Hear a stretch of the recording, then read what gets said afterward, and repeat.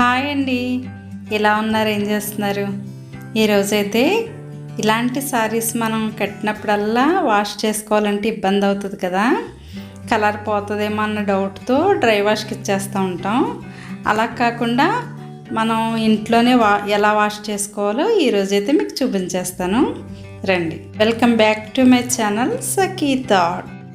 ఈ విధంగా బకెట్ తీసుకుని ఇలాగ 4 స్పూన్లు అవుతుందండి. కొద్దిగా ఉప్పు అయితే వేసుకోవాలి.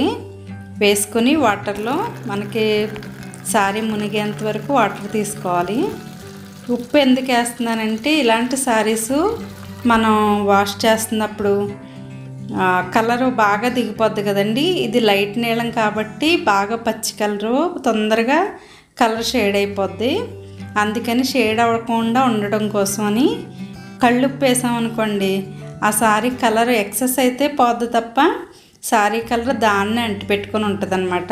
సో దాని గురించి ఇలా గుప్పుడైతే మనం కళ్ళుప్పు తీసుకున్నాం. అదేవిధంగా ఆయిల్ కూడా ఒక 1/2 స్పూన్ తీసుకోవాలండి. మనం ఏ వంట ఆయిల్ అయినా పర్వాలేదు, ఒక 1/2 స్పూన్ అయితే ఆయిల్ తీసుకోవాలి. ఈ ఉప్పు ఆయిల్ ఇందులో వేయడం వల్ల ఏంటంటే శారీ కలర్ని షేడ్ అవ్వకుండా శారీకి పట్టు ఉంచుద్ది అనమాట కలరు. సో దాని గురించి ఈ విధంగా అయితే తీసుకున్నాను. ఇంకా శారీని అయితే ఒక 10 మినిట్స్ ఇందులోనే ఉంచేద్దాము నానబెట్టేసి.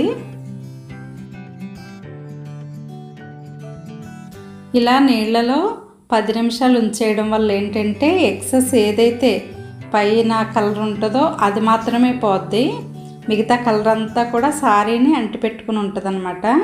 ఈ విధంగా 10 మినిట్స్ నానిన తర్వాత మనం వాష్ చేసేసుకుందాం.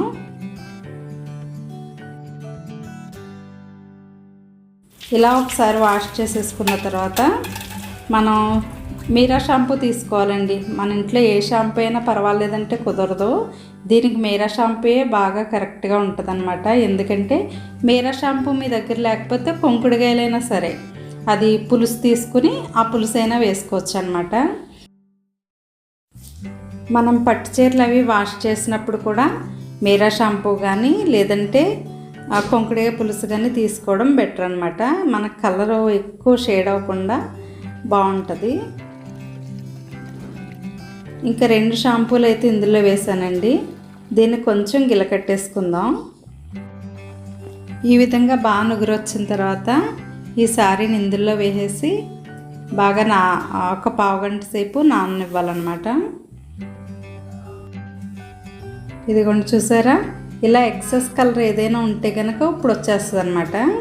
ఇంకా మిగతా కలర్ అయితే శారీని పట్టే ఉంటుంది. మామూలుగా మనం కనుక ఉతుక్కుంటే శారీ అంతా ఒక్క ఉతుక్కే బాగా షేడ్ అయిపోద్దండి. మనం ఈ విధంగా కనుక మనం శారీని వాష్ చేసుకుంటే కనుక కలర్ అస్సలు షేడ్ అవ్వదు. ఉతికిన తర్వాత మీరే చూస్తారు కదా.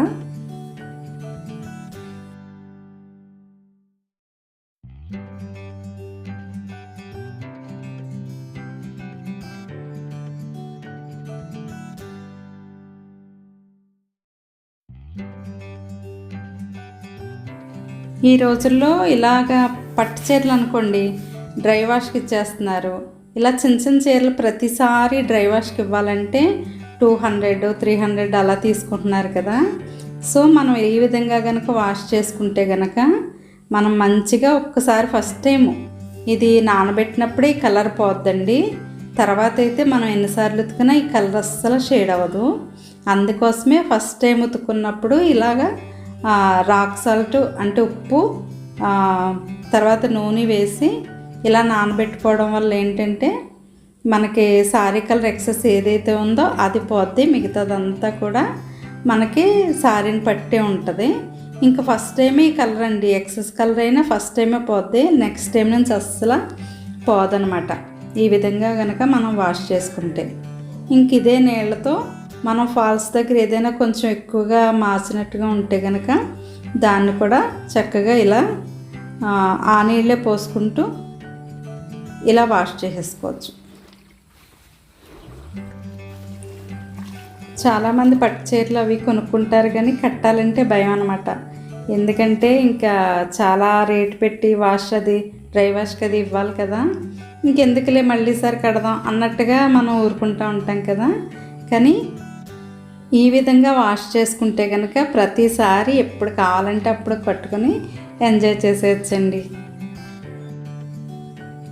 చూసారా లైట్గా నీళ్ళు వచ్చినాయి కదా, తిక్కిగా కూడా కలర్ మనకు దిగలేదు.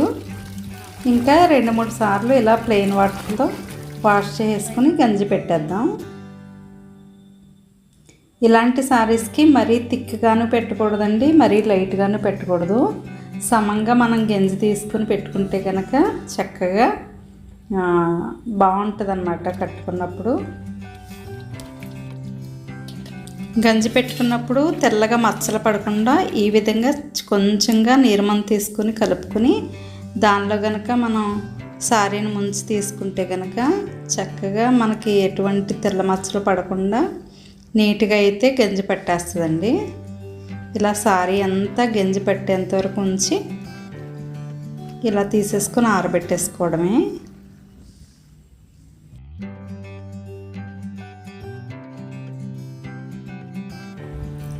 ఇంకా ఈ విధంగా నీళ్ళు ఆరిన తర్వాత ఇలా ముడతలు లేకుండా చూసుకుంటూ మనం దీన్ని ఆరవేసుకుందాం.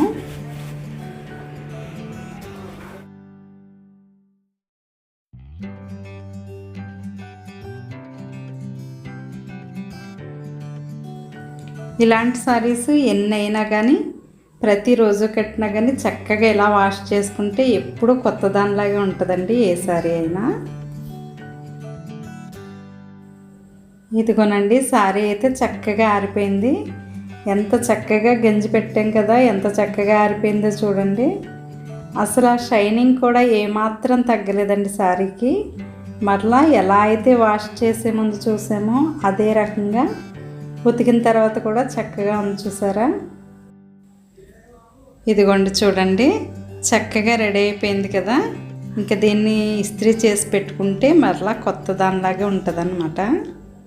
చూసారు కదా ఫ్రెండ్స్, మీకు ఈ వీడియో కనుక నచ్చినట్లయితే లైక్ చేసి షేర్ చేసి సబ్స్క్రైబ్ చేసుకోండి friends. Thank you for watching.